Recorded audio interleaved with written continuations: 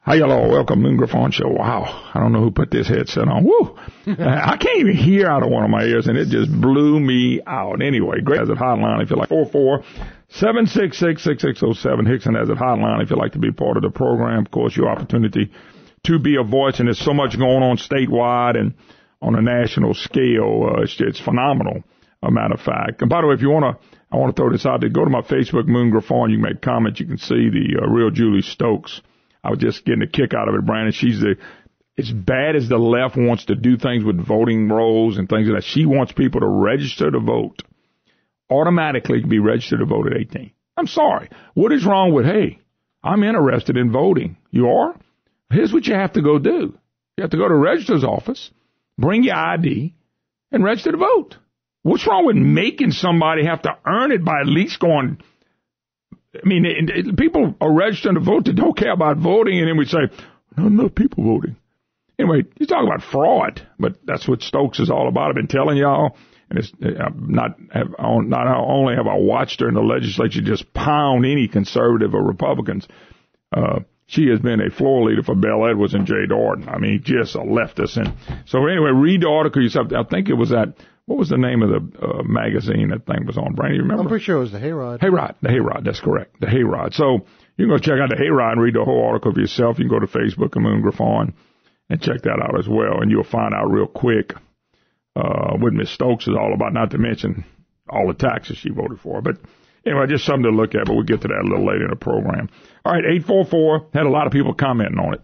Got big news for the program.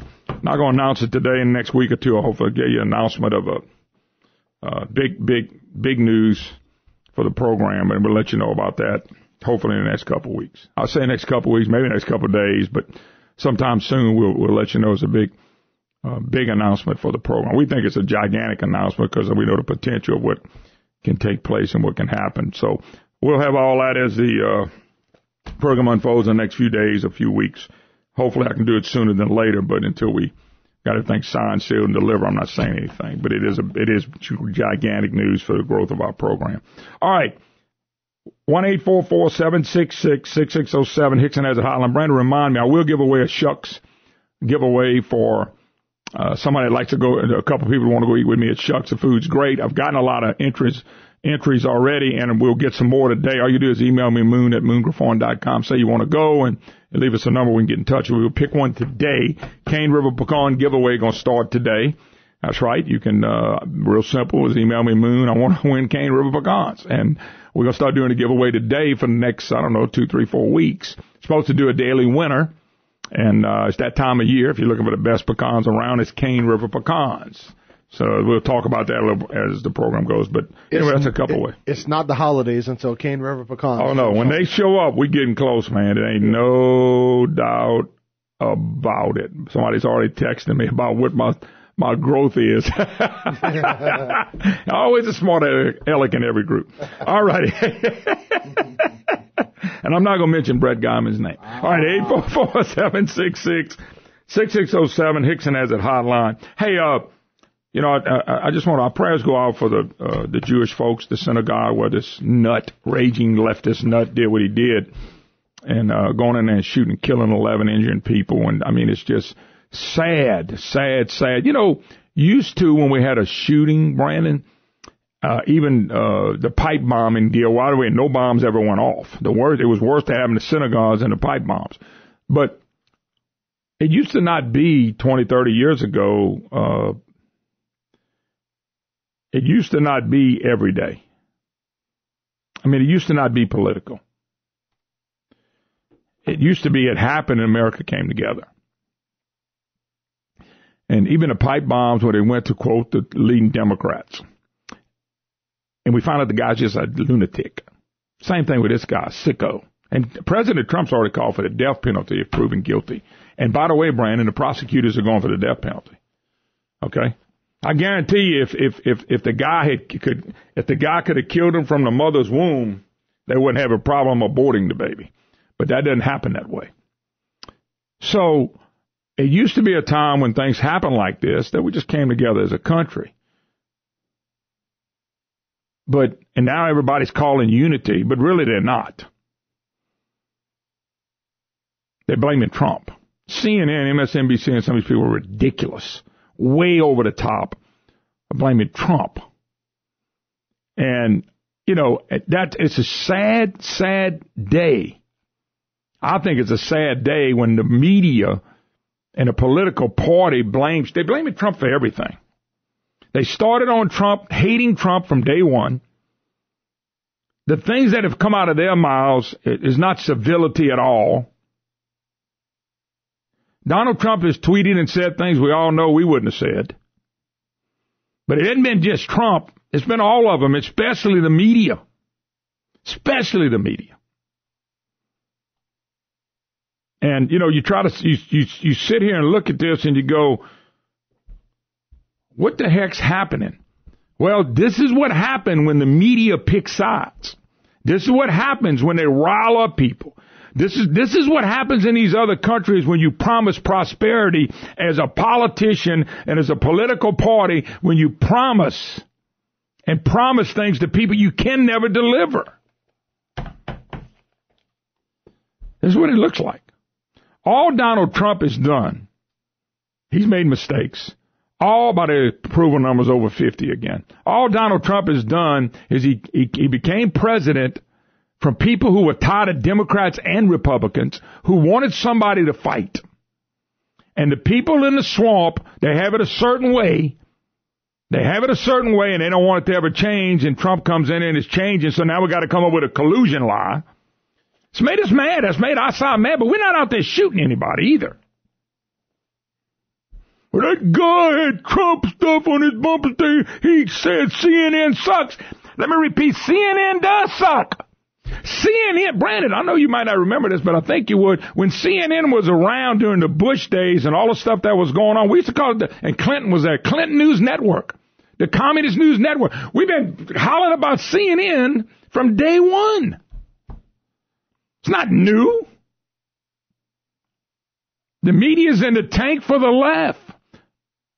They don't cover it, and that's dangerous for a company when the media picks sides and they're on the same side and they don't care about the truth.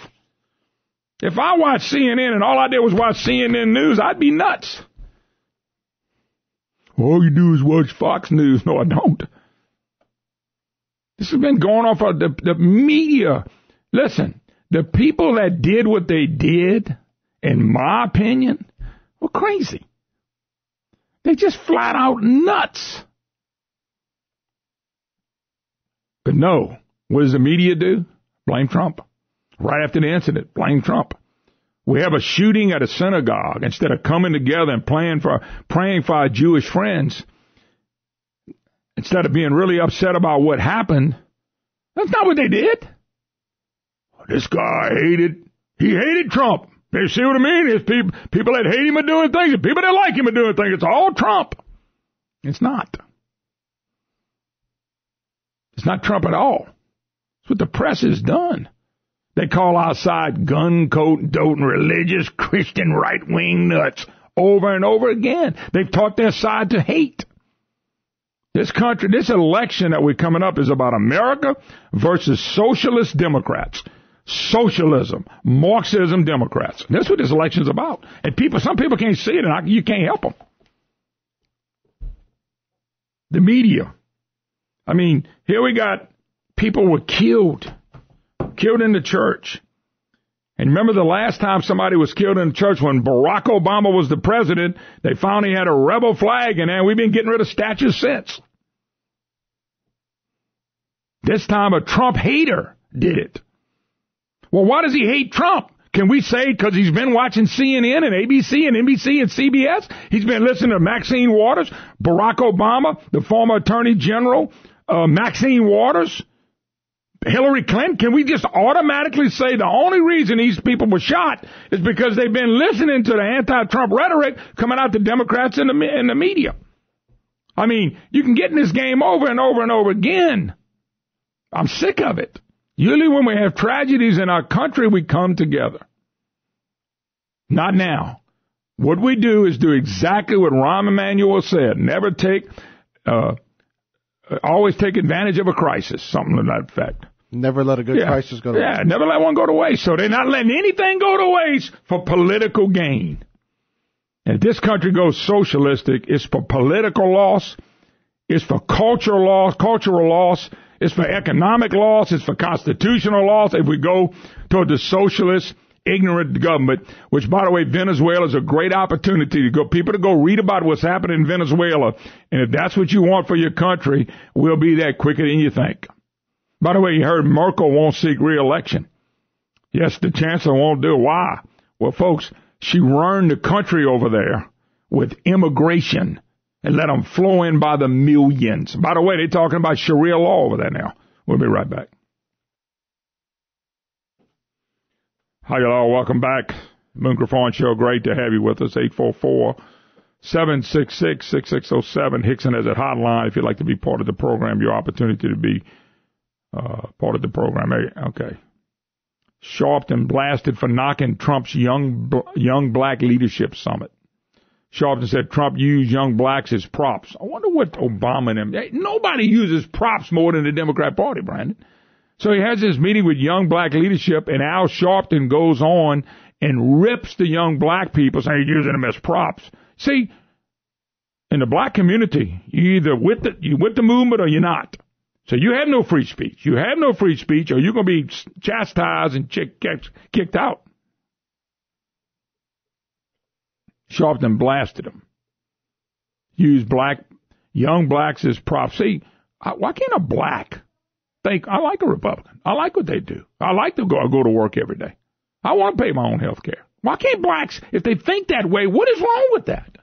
I know one thing, Brandon, as a white person, you're not going to tell me to come think of, I'm glad I don't have a leader like that. Somebody has to tell me how to think.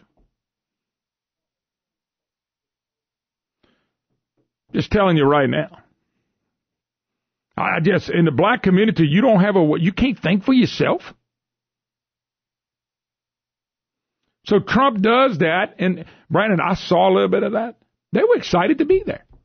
They were with the President of the United States when we used to be one country. They didn't care if they were with the black president or white president or Republican president or Democrat president. They were happy to be there. I seen people go up with Obama, and my thought was, I don't know what they're doing with Obama. What am I happy because the President of the United States?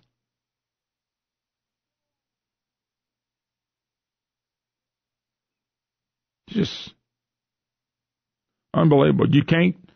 Young black people can't become their own people. You know, you see it all the time. Every time a black person supports Trump or Republican, people hate them in the black community. I thought this was about being free. To think like you want to think. Say what you want to say. Believe in what you want to believe. Not in the black community. You do not get off the plantation. Al Sharpton and them will eat you alive. That's, by the way, that is trained. That is training people to be that way. So Trump has this deal, and all of a sudden he's a bad guy. Somebody let these young black kids go. But I'm telling you what it is. This is what I mean by no more one America. We get a shooting in a synagogue or pipe bombs, and all of a sudden we're starting to blame the president.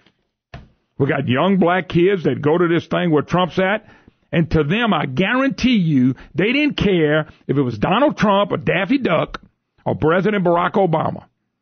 They were getting to go to a deal with the President of the United States. How many of you people out there ever been around a President of the United States or even been close? Not many of us. And I've only had the opportunity one time because I emceed something. I wouldn't have had the opportunity either. But not many people get around a president. And young people, it's America, man. It's supposed to be about America. If my kids had a chance to go see something with the president, and Barack Obama was the president, he would have got a kick out of that, man. I got this president of the dang United States. Not now. You got to hate the president. So we got some young black kids, some young black leaders that go to see the president. What's wrong with that? Now, if they watch Fox News, and they don't. Kids don't watch the news. They're not watching all this stuff. You know, it's just crazy. Al Sharpton said President Trump's young black leadership show was shameful. He accused the president of using young African-American conservatives as props. Of course, he said it on MSNBC. photo op for among the lowest things that Trump could do. What? He's the president of the United States, Al. You know what's low? What's low is accusing people of rape when they didn't do it. Sharpton, that's low, not having the facts, like in the Kavanaugh situation. That's low. It's not low bringing people, and they happen to be black, which is great, to the president, not the president. Trump used the event as a campaign rally instead of discussion of issues that are important to black youth, such as criminal justice reform, student loan debt, and gun violence epidemic in Chicago. What does President Trump has to do with the epidemic of violence in Chicago? Student loan. Lord have mercy. Anyway, that's what we're dealing with. All right, let's move on. James in Texas. How you doing, James?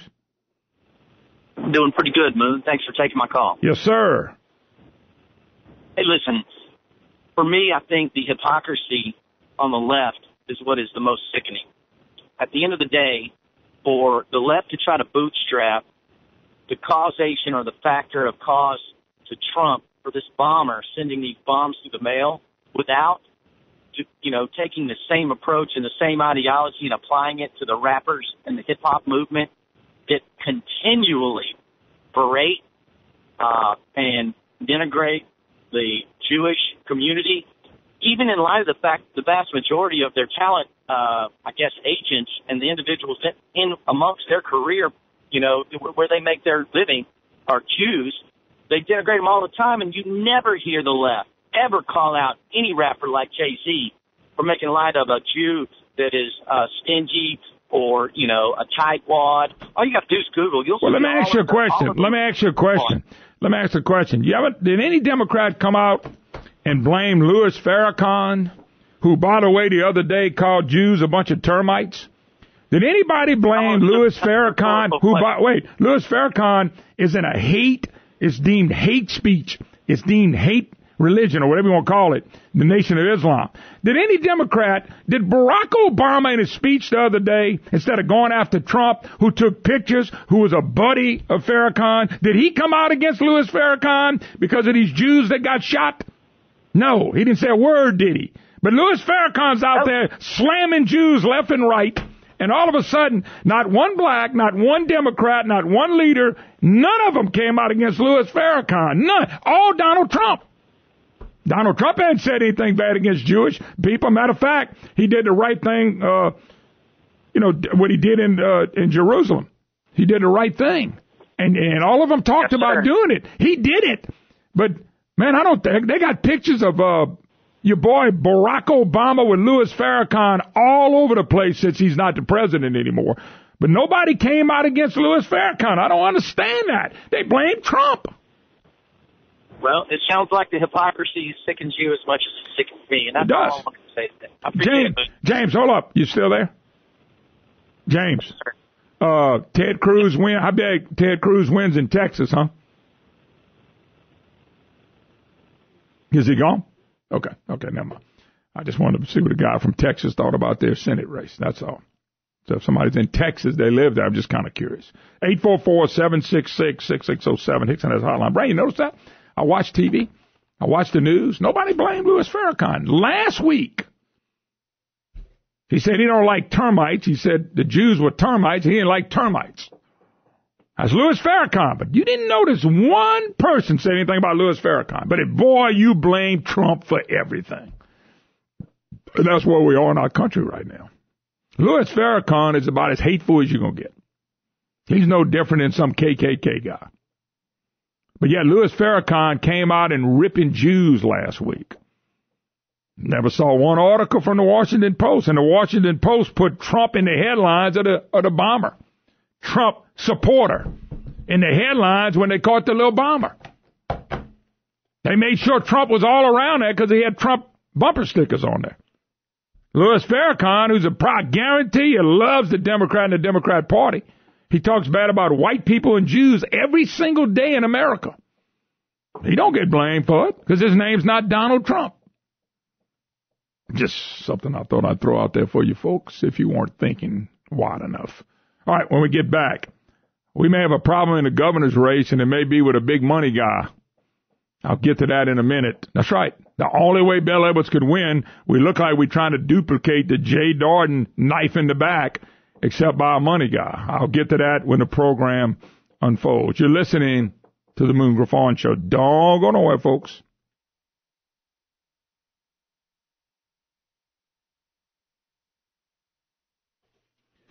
Hi, y'all. Welcome back. Moon Griffon Show. Great to have you with us. 844-766-6607. Hickson has a hotline. All righty. And it's already happening, and we don't even know who's running for governor. And this is the kind of stuff that happened last time. Jay Darden and Angel. Knife sent it to Vitter. That was the big key for Edwards winning. They think Edwards just won. People just loved him. But none of that happened. None of that happened. The only thing they can hope for is that it repeats itself. It looked like it's repeating itself before Kennedy gets in the race. Mark ballot. And this is the kind of stories they're going to do. This is the kind of stories they advocate 100% pro-Bell Edwards.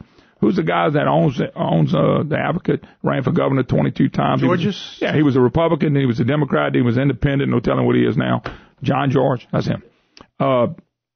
And they've got behind, they hated Vitter, so they got behind Edwards. They really were behind Scott Argel, but anyway, it's a long story. They ain't going all that. So you know they're going to be pounding anybody gets in the way. And I told y'all this is coming. From Jim Beam to Gannett Papers to the Advocate to the Times-Picayune, it's going to be the pro-Edwards group. They're ready to go. Okay. Today, Mark Ballard, or should I say yesterday, here's the headline. Senator John Kennedy may be gearing up for running Louisiana governor, but will GOP support him? That's not making it up. That's the headlines. Well, one of the things they're talking about is, and they show a picture of Mike Pence, and to the right of Mike Pence is a guy by the name of Lane Grigsby. I know like Mr. Grigsby, I know him, big businessman, but he plays into politics, and he usually supports the conservative. He's the one that Mr. Ed Risponi, who I hadn't met, I'm looking forward to it, helping to fund, to help him to talk him to get in the race. So they do an article, and Grigsby hammers Kennedy. Kennedy hadn't passed any legislations yet, a snippet that no doubt will be the theme of a good many commercials in the coming months should he decide to challenge re-election John Bell Edwards, Grigsby told the Advocate. Grigsby supports his friend and fellow businessman Eddie Risponi. By the way, I don't know him, and me, I'm going to let them all come on. Louisiana needs leadership, not another politician looking for another lily pad. He hasn't done much yet but appear on Fox News. Now, this is a guy, Brandon, that I'm telling you plays into politics with lots of money. And he's already beaten up Kennedy from the Republican side. And look, Grigsby wants to play, so let's play. How dumb is that, Mr. Grigsby? The goal is to go beat Edwards. The goal is not to beat Kennedy or Risponi for that matter. The goal is to beat the one-term governor. But here we go, folks. Here we go. Lane Grigsby, a big player with money because he has money. I wish I had more money in Lane. We would see who could outspin each other, but I don't have it. Kennedy sat in Grigsby's office recently. I'd known about this, not from John because other people had told me. Recently, I had a contractor told him that Louisiana would be better off if the junior senator stayed in Washington and accumulated power. Kennedy basically told him, I'm doing what I want to do. And Grigsby didn't like it. Who the hell died and left Lane Grigsby, head of the Republicans for that matter, head of the state of Louisiana? Who left Lane Grigsby ahead of it? Nobody that I know of. But this is what happens. And this is why Democrats get away with what they get away with, because Republicans like Lane Grigsby.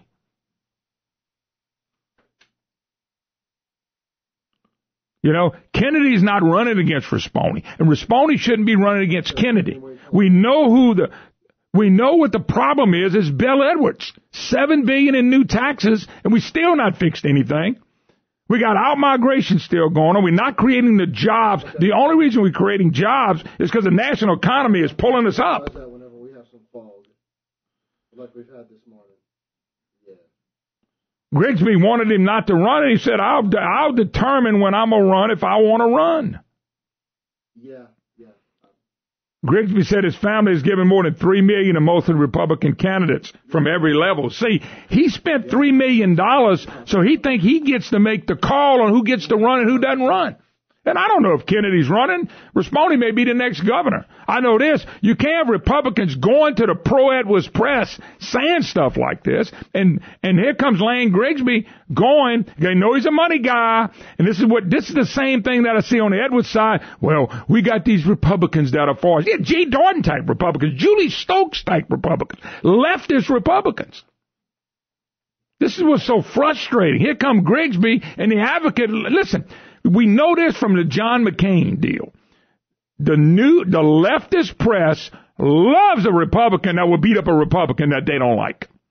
And the people in the press don't like Kennedy. Why don't they like Kennedy? But they love J. Dorton, love the little bitty worm. They love the little wimp. The man has accomplished nothing. Accomplished nothing. But they love him. And he's the one running the state, not Edwards. J. Dorton's running the state. That's why we got $7 billion in new taxes. He's a tax and spend liberal.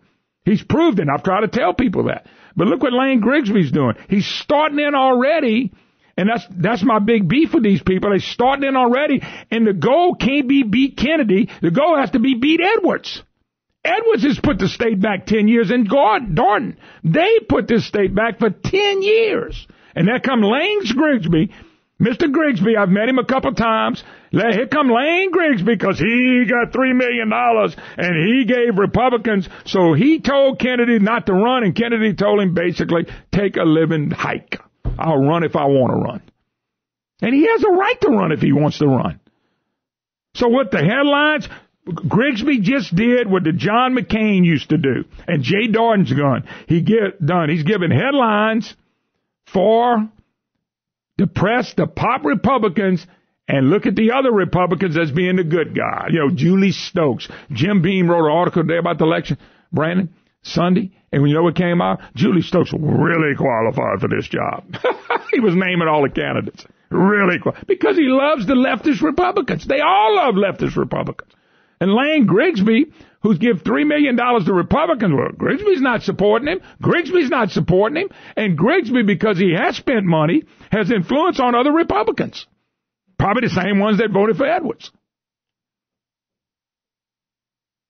Grigsby gave $3 million. He gave another $371,000, almost $372,000 to congressional candidates during the past year, and more than $150 to various funds for U.S. House Majority Whip Steve Scalise.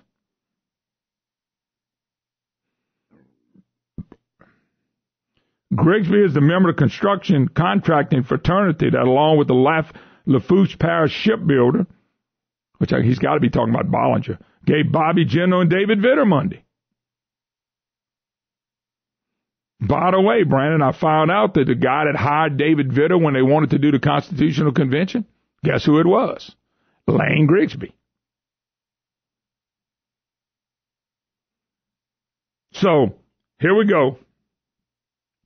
Here we go already. Nobody even knows who's running. We know Mr. Risponi's in. And we got a Republican that the press is going to love because he's already ripping John Kennedy. And Lane, I got news for you. The advocate needs no help in ripping Republicans and John Kennedy. That's what they do. They just like the press and Washington Post and CNN and everybody else. And yet you're going to give them information like that. And it's pitiful and it's sad. And Lane, I'll be honest with you, there's out-migration going on. Maybe you ought to take a hike with it. We'll be back. I'm sure. I don't hear there we go. And you point to me and flipping me and stuff, and the mic's not on, man. We got different mics all over the place, Moon. Just trying to get it right. Yeah, a little mic problem. Anyway. Yeah. All right, 844-766-6607. Hickson is at Hotline. Moon Griffon Show, second hour of the program. We're going to jump gears and go in a totally different direction. A friend of ours who's been a contributor really with the program for the last year, Daniel Erspamer, joins us with the Pelican Institute. I think he's the CEO, and good to see you, man. Hey, nice to be here. I'm glad you came in. Now, who's the young lady we have over here? Because I really was running and I didn't get to meet her. So that's right. This is the brains of the operation. This is Emily Davenport, who's our vice president. Emily, that's right. Daniel's out. Emily, you're here. We'd probably rather have a female touch on this. Anyway, it's great to see you, man. Thanks for having me. You traveling the state right now? You just made the run to see us. A little bit of both. I'm here for a few meetings in Lafayette, and we're traveling all over the state, taking our message of jobs and opportunity to every corner. So excited to be here. I'll tell you what, that's the frustrating part for me I'm the only one called it. I saw Dan Fagan is now using the term. I think it's $7 billion in new taxes. Now, what I'm doing is I'm adding them all up. So we had the 1 cent sales tax. We had the new business taxes. That was temporary for 27 months. And that's going to take you to almost $3 billion. And then the new 0.45 over 7 years is another 3.5. So really, it's about $7 billion in new taxes. And yet, after the session, and you saw this too, and I had Robert Travis Scott from PAR the other day. We talked about the amendments. But he said in 2020, $1 trillion deficit again. And I said, whoa, hold up just a second. And that's with not fixing one thing, Daniel. That's right. Yeah, look, the system is absolutely broken. And you and I know politicians have been talking about this now for decades, talking about some of the problems, but never really addressing them. And we tend to just, instead of actually addressing the fundamental problem, we layer over Band-Aids that cause bigger problems than they were. And at the end of the day, it's one big component to driving away jobs and opportunity here in Louisiana. Who would come here with that kind of instability? Well, I got a friend of mine named Lyle Miller. He's been on the program before, and Lyle's always said this. He said, this was back in the day he did a program with me. I said, with me, come on as a guest. And he used to say, Moon, a problem in this state is we never set the rules and then run with them for a while. Now, you've been in the state long enough to know we do education reform every, 3 to 5? Mm-hmm. But we never see it change. Right. Same thing with tax reform. What they call tax reform, I remember the Stelly days, taking money from the middle class and the small business worker and calling that tax reform. Where the state gets a lot more money and everybody else has less is not tax reform. No. It's not. And at the end of the day, we've just made life more complicated. We forget, when we talk about tax burden, there's also the compliance burden. To make do here, you got to have a lawyer and an accountant and a lobbyist, particularly if you're in business, and just to navigate the complexities of this tax code. And so what we set out to do, whether it's taxes or budget or legal reform, we'll be talking about all of these and more over the next couple of months, is look at what are the fundamental barriers to bringing jobs and opportunity back to Louisiana. And then actually do the research, dig into the data and understand what the numbers tell us, and then compare Louisiana to states all across the country. What is working elsewhere, and how do we fit that here into our state and our unique circumstances, our unique culture? But at the end of the day, we're competing with Texas and Tennessee and Florida and everybody else. I think when you just look at one number, out-migration. Yeah. If you out-migrating your best and youngest and brightest, and by the way, that's not the only people that are leaving. Retirees are going where the family and the kids are. Number two is I've had a lot of friends, especially in this area with oil and gas, that have actually picked up and left, and they have no plans to come back. They never wanted to leave, but it's called having a job, and I think that's what you're trying to focus on is where do we get the jobs, where do they come from? So let's start with this. Yeah. Let's talk a little bit about maybe we already know what the problems are, but what do we do to get out of it? Because really, I met with the governor and tried to tell him if you don't become a friendly business state, the problems we have will continue to grow and nothing will change. We've had 3 years. They bragging about the budget being stable. It ought to be. Hell, I got less money. You got less money. That's right. But my point being is they won't listen. Yeah. The governors before him didn't listen either. So really, the problem stages. So what are some of the answers? What are some of the things you would like to see happen? Yeah, absolutely. And I probably won't argue with you as much as I did with what was it that we had the argument about the Constitution Convention? The convention, which you're going to be the first delegate to sign up, so that'll be great. No, but I'll be the first one to challenge you on it. But no, let's talk about some of the solutions on where we can go from point A to B, because we never leave point A. That's right. The simplification is the name of the game here. So let's start with the budget.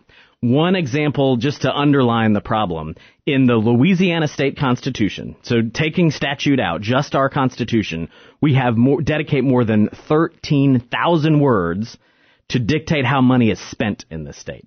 So that is typically not the purview of a constitution at all. We have 13,000 words that just deal with spending, that just deal with these what were so-called dedications or non-reviewed government spending.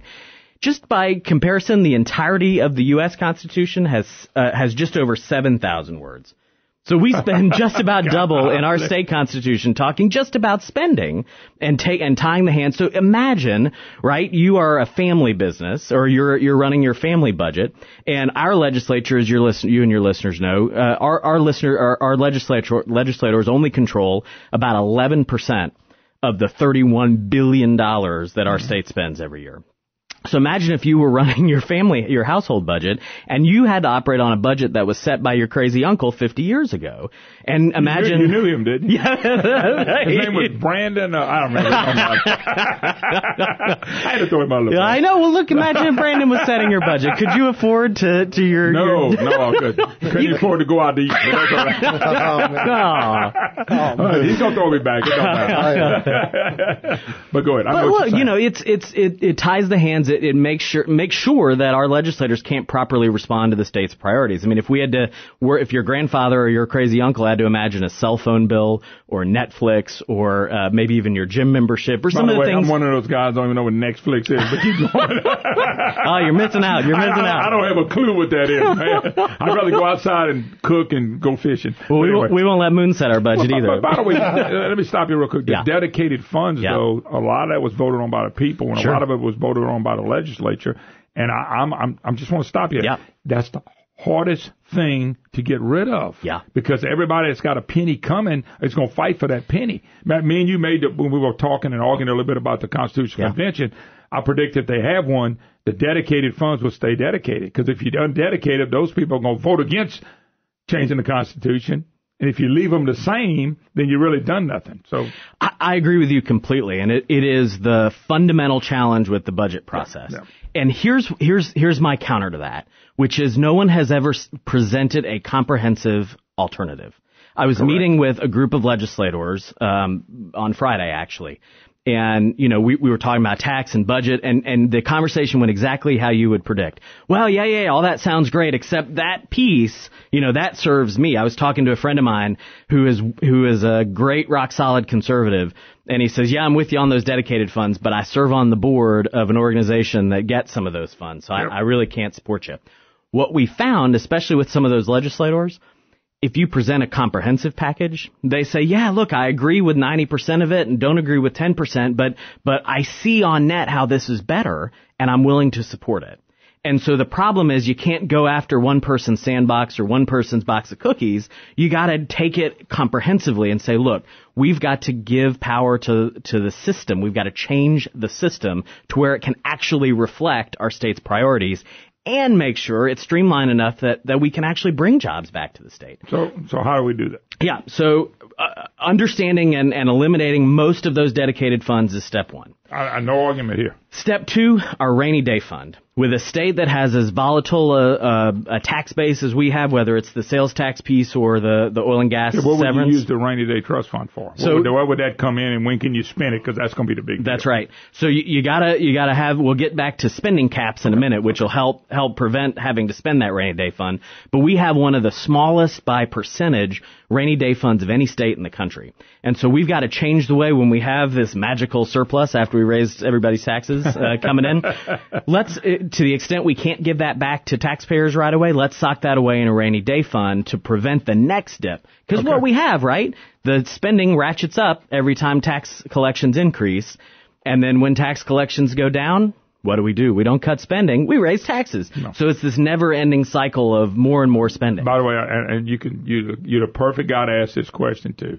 The governor last spring, and Darden said no, but then he came back and said said he cut the budget $600 million. That was how they got rid of the $2 billion budget. There was no $600 million cut. You know good and well, when they start talking about cutting $100 million, people freak out. They cut $600 million, nobody freaked out? No. That was not a cut.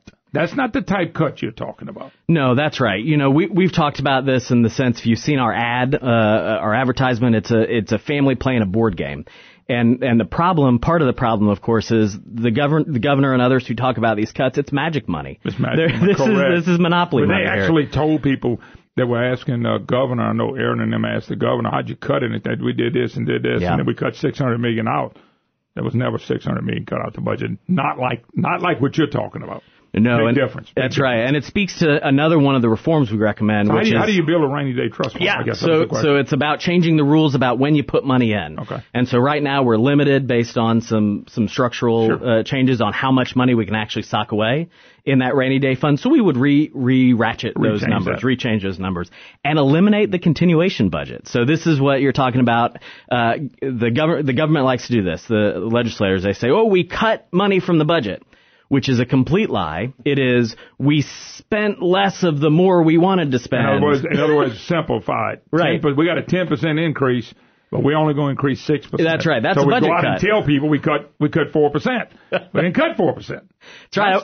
That's pretty much what the governor was trying to say they were doing when they weren't. That's right. You saying we're getting away from that? We are. I think the right reform there is to eliminate this idea of, this is what they call it, a continuation budget. Yeah. Well, your household budget, mine doesn't have a continuation budget. Mine only continues when I got money coming in.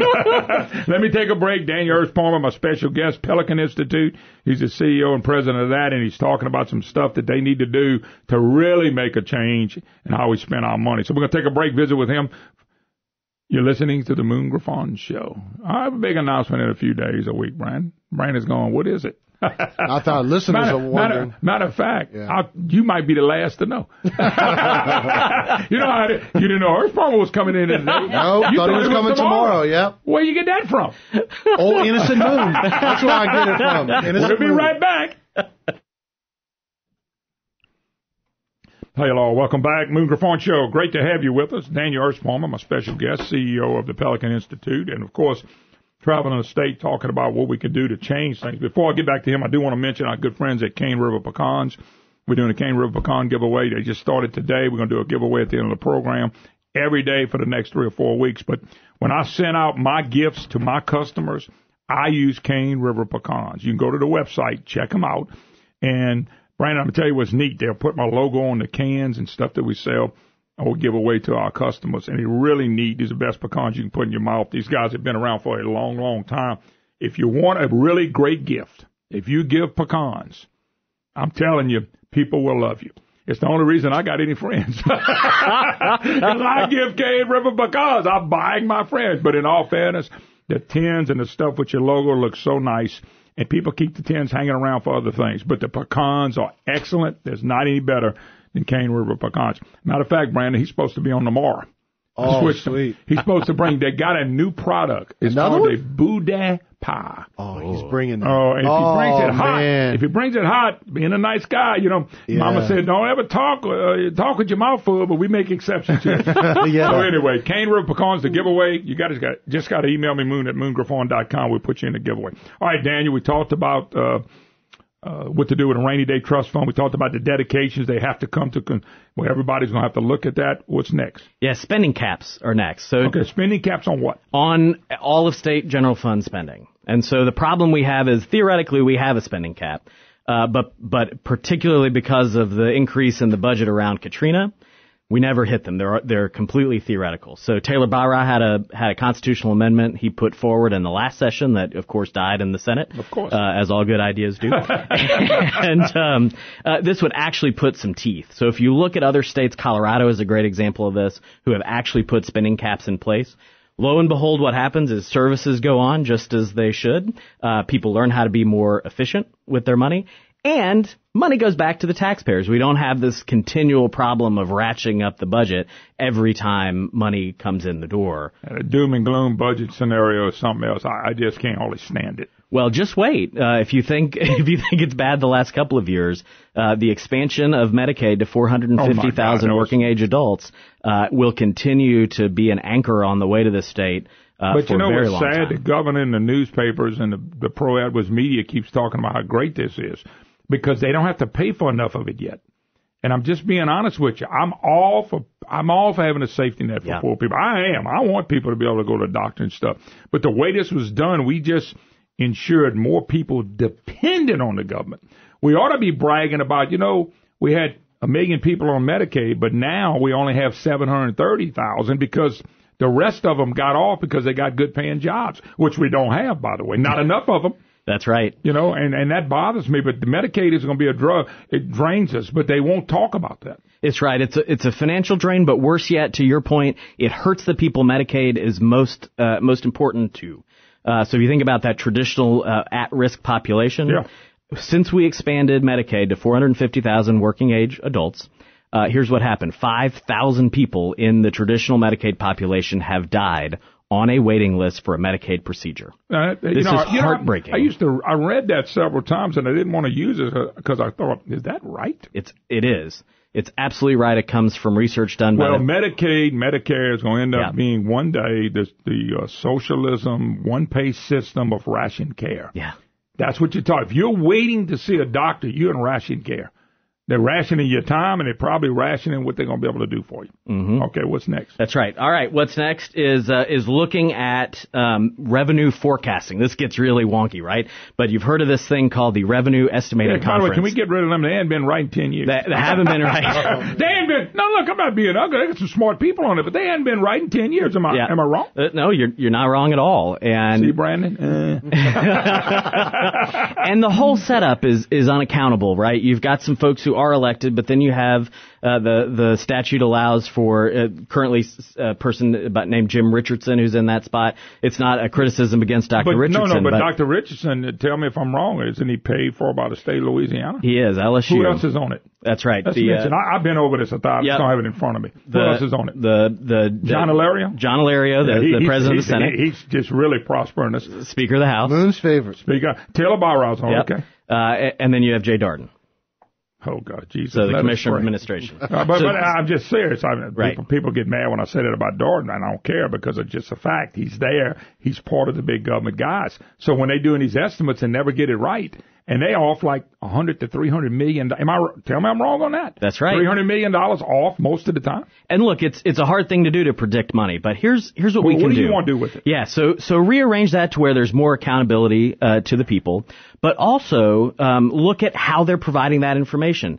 The executive tracks incoming revenue, right? So we had this issue now. We have $300 or $400 million in surplus from the last fiscal year. Let me hold your thought. Yeah. We're going to go back to this because we got to take a break. 844-766-6607. Hickson has a hotline.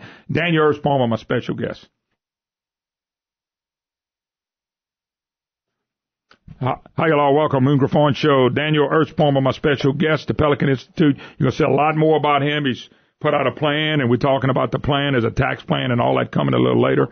We'll continue to visit with him for the rest of the hour, but I do need to mention my good friends at J&J Exterminating, Louisiana's largest independent-owned pest control company.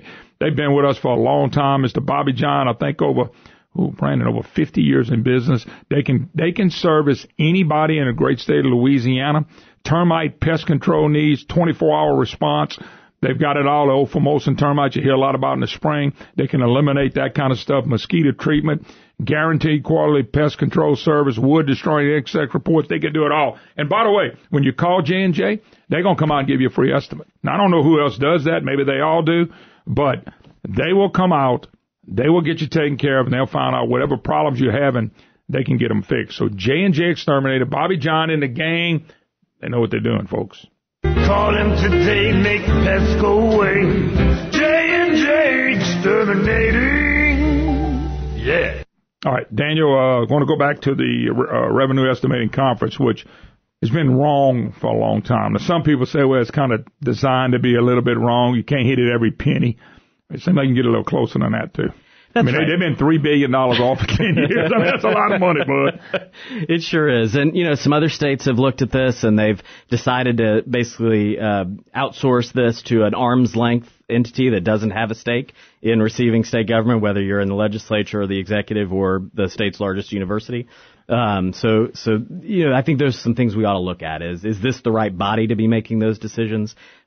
Or should we look at some other sources of forecasting that might be more But you accurate? think there's a way to do it.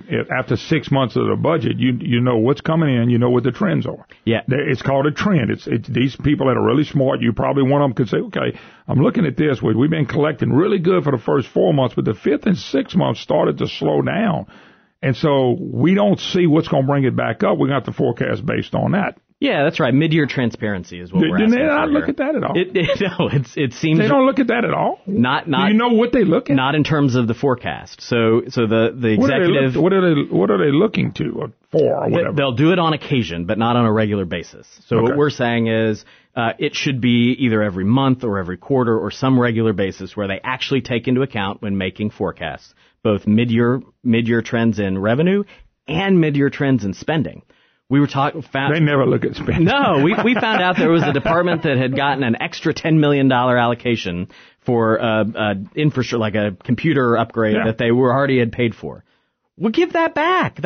So here's the worst part. They're going to not only take that $10 million, they're going to reallocate it to them next year plus 10% or whatever the continuation growth is. Well, there's no doubt about it. But that needs to be adjusted. It does. So we've got to be able to look at mid-year numbers so that we can better predict that the $300 million, we'll see if that comes through, the $300 million in last fiscal year's budget, we should know that ahead of time. But by the way, you made a point. I want you to make it on air. And I said, I cannot believe Trump, I'm giving Trump the credit, gives us a tax credit back. I'm just using $350 because that's what I read, okay? Yeah. And it's just football season. Here it comes, and I'm waiting for it to catch, and then the governor and the legislature stepped in front and took it back to the state. But you said something pretty interesting. You said other states were going to have that problem. What did they do? That's right. So this was a quirk in the tax code that made our state taxes increases. I think we actually got. I'm self-employed, so I didn't see it, but I think some people actually got it the first. That's check, right. And in the second check, they go, "Wow, what happened to my brain?" January was great, and February was less so for most families. But what did other states? Yeah, do? in other states, the legislatures convene in a special session to change the code and give that money back to taxpayers. In almost every other state do that? Yeah, Iowa was one of them. There were Nebraska. There were a couple of others who had the same quirk in the tax code. The people in Louisiana didn't get a thank you. All go to hell. They right. really. I'm not being ugly. We didn't get either one from any legislature or the governor. None. No, let's not talk about it. Let's just wrap our arms around that money as hard as we can. And they did, and they took it, and now that's the thing about the income tax. Now, that can go up and down, but it's going to be a steady stream. Yeah. I think the tax cut Trump and them passed was 10 years. So for 10 years, they're going to steal this, take our money. That's right. By the way, nobody's talking about that as a tax increase, but that is a tax increase on us that went to them. No Absolutely. doubt. Part of an $800 million more in taxes we're paying today than we were supposed to be paying coming into this year. Read, matter of fact, this is Dan Fagan. I've been saying this, and he's saying it now. I don't know if he got it from me, he figured it himself, but he keeps talking about the $7 billion of increased taxes. I think it's that much, too. Not $7 billion a year, $7 billion over the whole deal. Although if they had $7 billion more a year, they'd find a way to spend it. They sure would. They sure would. And we probably wouldn't have one road fixed. No, and how many fewer jobs does that equate to? You know, we're talking about thousands of jobs that are being driven away. Okay, what's your next step? So the next one I'll mention is only allocate 98% of the projected revenue. Hold up now. That was a bill Republicans tried to pass, and Darden and co-governor Edwards and them, and John Larry and them beat that bill back. Why? That was like a safe deal. That was, what was that, 100 million, 170 million? It was somewhere in there that they said, we're just not going to spend it. And if you'd have done that, the 350 maybe would only show 170. I don't remember what the number was. I'm throwing a number at you. It was 100, 157. I think it was a couple $100 million. Okay, whatever it was, but you would still have a surplus. That's right. But you'd still have this money sitting over here. That's right. And if we'd taken that route, we wouldn't have had, if we'd taken that route even 3 or 4 years ago, we wouldn't have had the budget shortfall we face today, and we wouldn't have had to increase taxes $800 million this year. No doubt about it. But you notice we don't fix anything, we don't change anything, but we got more revenue coming in. That's right. We really haven't changed one thing in the last 3 years. And I don't think General did a big change. And you probably didn't know me then, but I was one of the first ones to help him and one of the first ones to turn. But I never turned on him. He walked away from me. Yeah. I was the first one to notice it. Nobody else complained about what General was doing but me. And by the way, I got ripped. Lost a station and got ripped. And finally, 7 years later, people come back and say, you were right about General. Yeah. Well, look, this is the fundamental challenge. It's not about personalities or people or politicians, though it is. That's right. But it's about the structure. And okay. But the people you're dealing with, here's what, unfortunately, they're going to want to know. And we're not talking about tax reform yet because you're not ready for that. Any kind of reform, to me, they always come back and they want to know, okay, how can the state be better for this? Yeah. Not the people. And I got to believe you got to put the people's interest before the state's interest. And that's not what we're doing. That's why there's an uphill battle. But look, I've been fighting this. You've been fighting this. You understand that. Yeah. Well, here's what I'd suggest. When we got a big election coming up, as you know, as candidates come through this studio and are coming to your listeners, ask for their vote, knocking on the door, ask them a simple question. Are you for the broken status quo that has left Louisiana with the worst economy in the country? Or are you for a new vision that can bring jobs and opportunity back? Now, you've got this already planned out. Do you send this to everybody, or you just hold on to it if people want to come to you? No, we'll give it to anybody who wants it. But, I mean, you don't send this to all the legislature and the governor and say, would you please look at this? We do. We send it to each one of them. We send it to every person who said they're going to run. What's been your response? So far, so good, because I think we're saying this is a more comprehensive vision for what Louisiana could be. It's really hard to take those little bits and pieces. And look, there's going to be challenge as the special interests come out and start fighting us. That's the way that this is. The status quo is going to be scrapping for its life here. Well, it's the system, and you know as well as I do, is always somebody. The reason our government has stayed this way for 40 or 50 years, they got people benefiting from the way it's set up. Let's just be blunt. Those are the people going to come out. They've been benefiting behind the scenes that we don't know. And look, legislators have been asking for this kind of work, but nobody's given it to them yet. Well, I'm glad y'all giving it to them. And so we're barnstorming the state. I've been giving it to them too, but not quite like you. All right, let's take a break. Daniel Erspamer, my special guest, will come back. One more segment to go. I don't know if you had to add some more stuff to your list, but I'm really interested in what you're going to do with the tax reform. Because to me in Louisiana, when they say tax reform, is more money to state government. Yeah. And that is not tax reform. Amen. The Stelly bill was more money to state government. That was not tax reform. Anyway, we'll take a break. We'll be right back. You're listening to the Moon Griffon Show. Hi, y'all all. Welcome back. Moon Griffon Show. Great to have you with us. 844-766-6607. Hickson has an outline. Tell you what we're going to do, Brandon, because I know somebody's going to get mad at me. I got to give out a Shucks winner. I got to give out 2 Stein. I'm going to give out, not a Stein. Stein will get mad at me. Cane River Pecans, we'll do 2 tomorrow. People have already given. A lot of people have already done. Just because I'm with Daniel, we're going to go ahead and roll through the process, and I'll do all that tomorrow. I promise you I'll give them away. So you just got to email me, moon@moongriffon.com. Daniel Erspamer, my special guest, and Daniel with, of course, Pelican Institute. Real quick, website. People can go to the website and pick up on the stuff you're talking about. You can. www.pelicaninstitute.org. You can find us on Facebook and Twitter.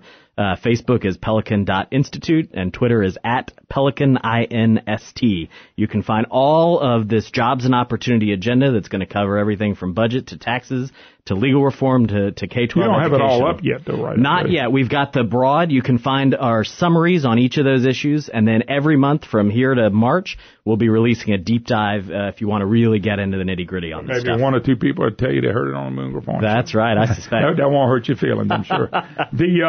But going through is there any other part to the part you're talking about, or is it about jobs now? Because I think creating jobs in this state fixes a lot of problems, but it doesn't fix it if you got extra money coming in and people are staying here and they're paying sales taxes and they're paying income taxes if you're not doing things properly in Baton Rouge. It cannot always be about how can I get more money out of you. Yeah. I sat down with Governor Blanco and Mike Foster and Edwards in the same seat there, and every one of them wanted higher taxes, and change nothing. Yeah. And I think that's what the governor's doing now. So it's got to be a way to change this thing for jobs.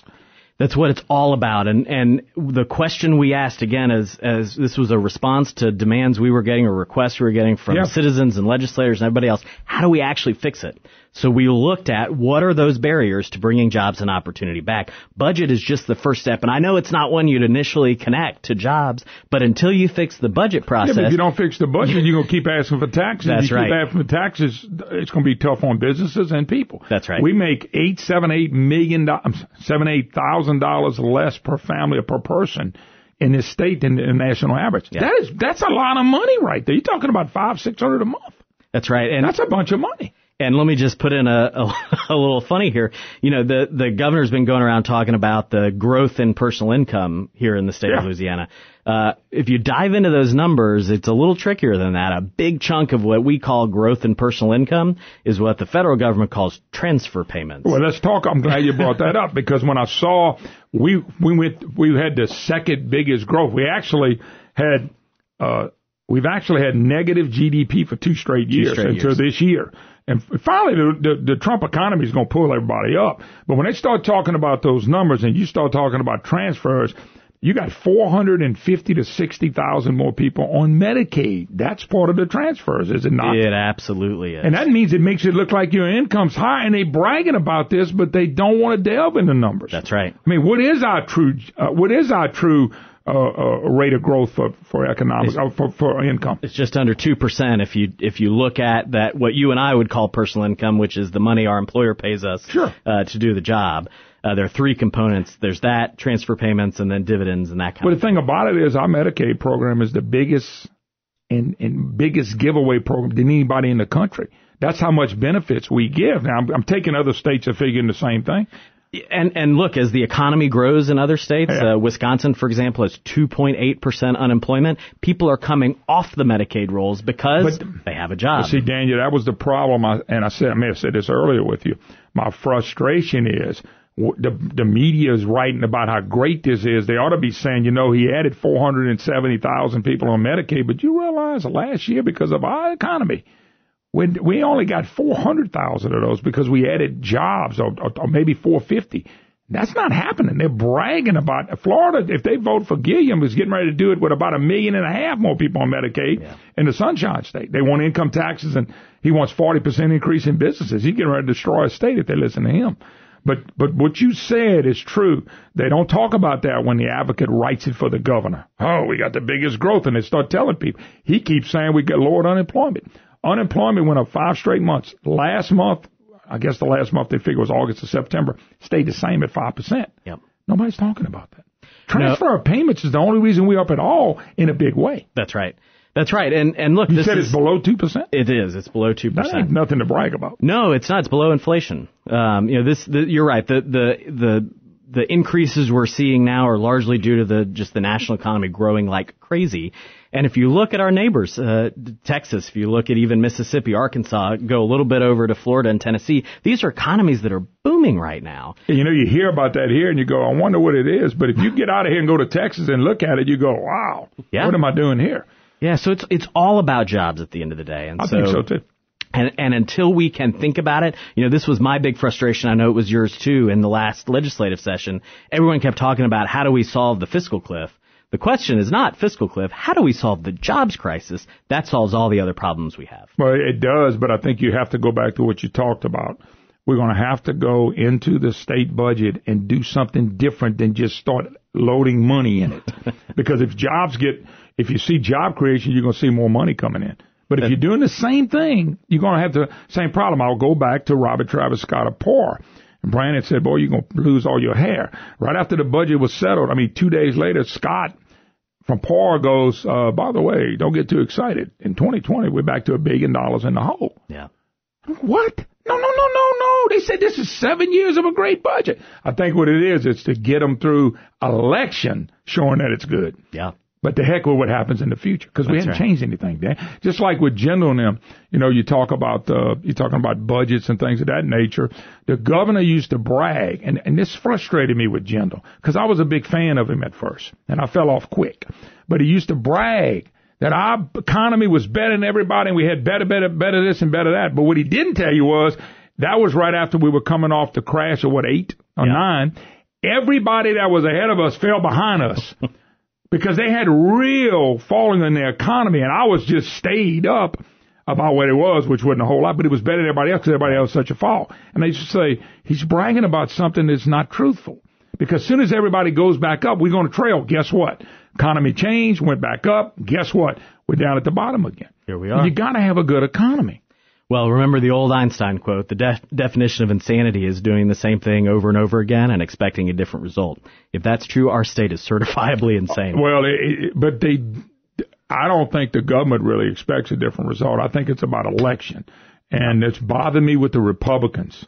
And my buddy Taylor Bauer, I voted for the sales tax, and it bothered me. And I like Taylor, and I think there's a lot of things Taylor did was good.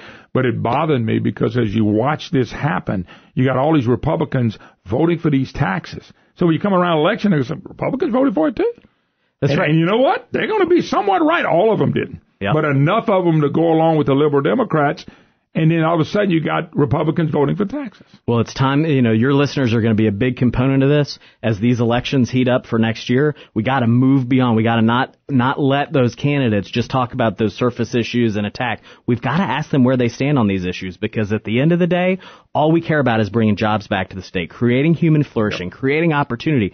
We're not going to get there if we don't dive deeper into these questions. Well, I'm going to be honest with you. I think you're right on the money. It's been frustrating for me because I know we're better than this. And I know we got better people. And I know we got good people in the legislature. They're not all bad. That's I'm right. just telling you. But some of them don't understand. We should have a new Senate president. Larry O's out. I think he's the problem. In my heart, he's the biggest problem. But I'm the only one to see it like that. Mm-hmm. I think he is, because if he's such a leader, why are we lasting everything? You know, think about it. He's been leading for 48 years, and we're lasting everything. And everybody wants to put him at the top. Don't you think eventually he ought to lead us to prosperity? That's me. That's not you. Daniel Erspamer, we'll do it again, sir. Thank you when much. everything else comes out, let me know. We'll be back in touch with you. Got it. What's the website again, real quick? PelicanInstitute.org. All right, folks. See you tomorrow on Terrific Tuesday.